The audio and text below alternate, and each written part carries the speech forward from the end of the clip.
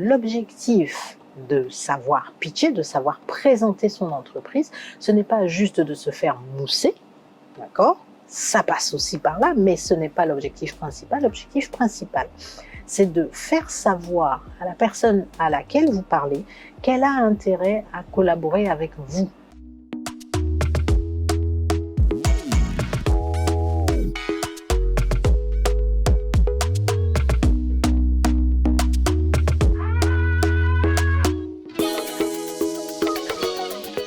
Bonjour et bienvenue dans notre 8e épisode de la série 3 minutes de business development. Alors, cette semaine, nous allons parler de l'art de présenter son entreprise ou son projet, ou l'art du pitch, comme vous voulez. Alors, c'est une activité, on en parle beaucoup, on entend beaucoup parler de ça, mais qu'est-ce que c'est exactement le pitch? Alors, le pitch, il ne s'agit pas d'utiliser des grands mots très compliqués pour uniquement avoir de l'argent. Le pitch, vous en faites à tout moment quand vous êtes entrepreneur ou porteur d'un projet, parce que vous devez présenter votre projet, votre entreprise à des clients, à des investisseurs, à des partenaires potentiels, à des fournisseurs, à des autorités.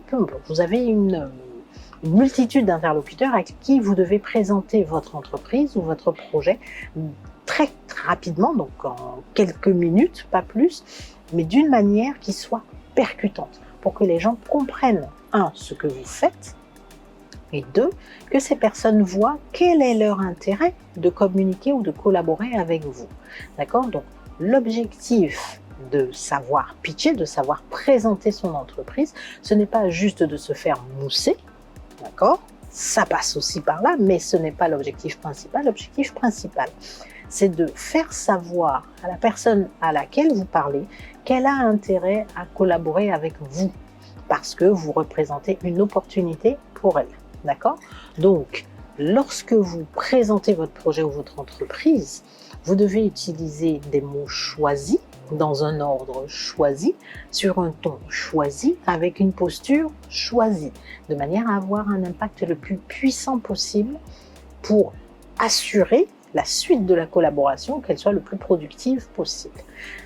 Dans le cas contraire, et ça arrive très très souvent, vous pouvez avoir la meilleure idée du monde, le projet le plus intéressant, la meilleure entreprise du monde, vous n'arriverez pas à convaincre les gens que vous êtes une opportunité pour eux.